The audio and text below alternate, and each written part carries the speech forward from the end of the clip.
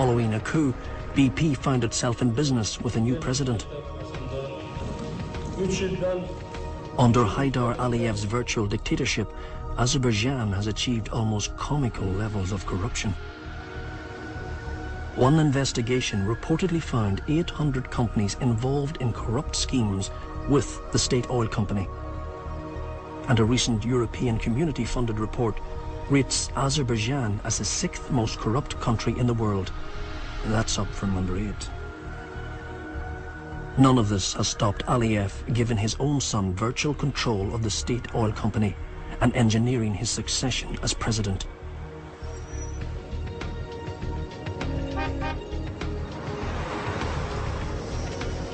Miavari Gakramanli is a labor union leader who was sacked when she started collecting evidence of corruption in the state oil company. We met her in a public place where our conversation could not be bugged. Nobody speaks openly about corruption. There are no independent courts. All this creates conditions for corruption to flourish. The state oil company SOCAR is corrupt, yet it participates in oil projects. What does BP think of this?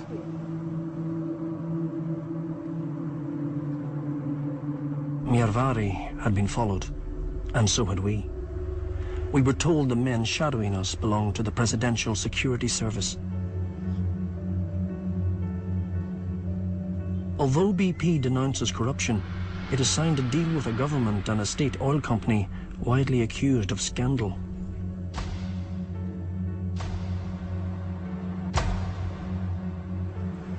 An employee of BP phoned me.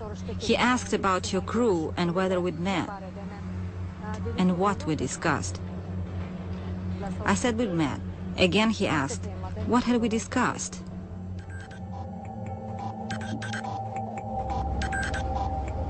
We were back on the road. We left Baku and headed for a BP terminal.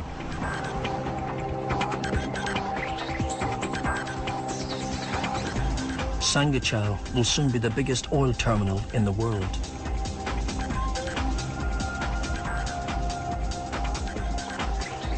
BP heads BTC, the consortium which is building the pipeline from the Caspian. It's a $3 billion bet on where the world will find its future energy needs.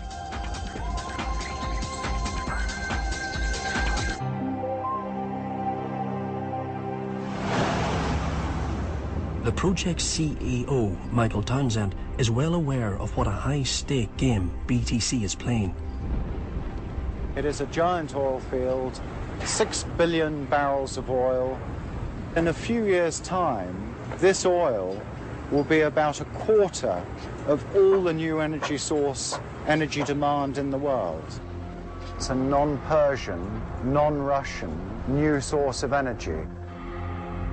That is why it has the interest of America, it has the interest of Europe, looking at diversity of supplies, a new choice for customers, for consumers, and for countries. But diversity comes at a price. By avoiding Russia and Iran, the pipeline faces a different set of threats. The pipeline avoids known conflict areas along its entire length. That's the reason it's buried. Once it is in the ground, you don't see it, you don't hear it, and you certainly don't smell it. Very few people will actually know even where it is.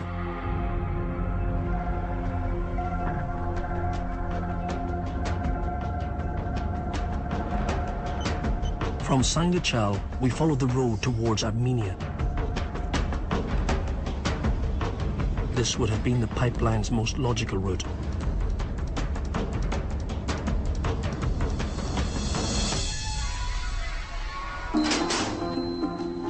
On the way, we hooked up with someone from the United Nations High Commission for Refugees. Our guide was Vugar Abdusalimov.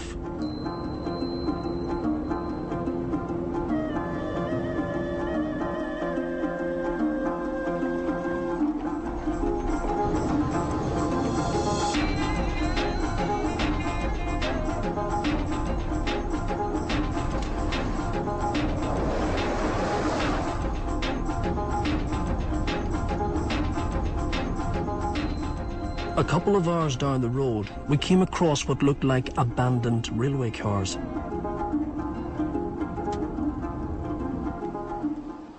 Then we realized that the cars were packed with people. We followed Vugar across the tracks. Well, we're now in the railway carriages station that accommodates about 400 people. The 400 fugitives who live here are a small fraction of one of the biggest but least known refugee crises in the world.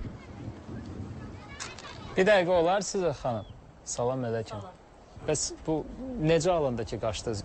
Heç atırdılar, evlərimizin üstünə düşürdü. Qırat, nə bilim, ermənilər atırdı. Dəbrayıl rayonundan gəlmişik. They fled from Jabrayil district as a result of a military advance. They said that our village had been shelled.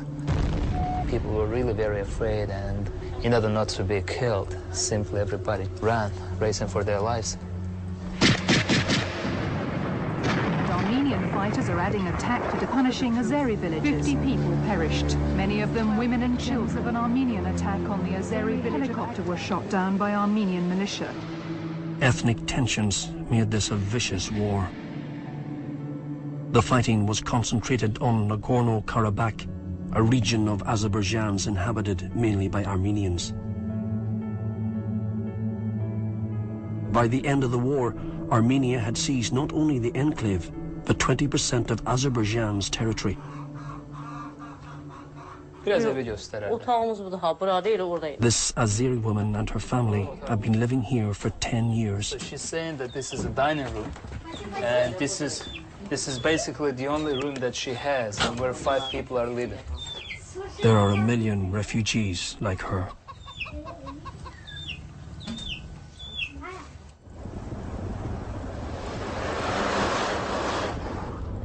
We drove towards the front line, the way the pipeline would have come.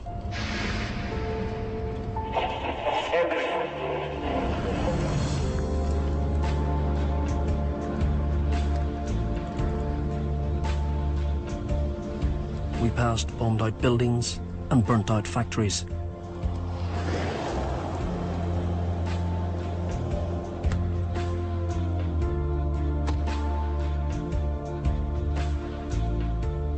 The situation is so tense that when we asked permission to film in no man's land, we were arrested for spying.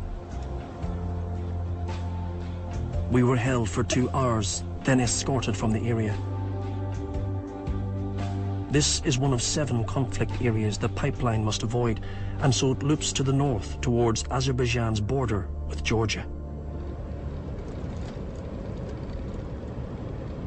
We too headed north, trying to pick up the thread of the pipeline.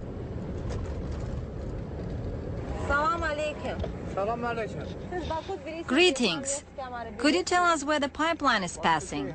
The Baku-Ceyhan pipeline? It will be over there, next to a village called Azagi Karsan. Okay, great. Would you like to jump in and we'll... His name was Camille.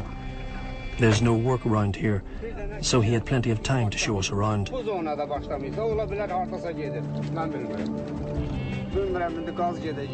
not sure what's going to run through it.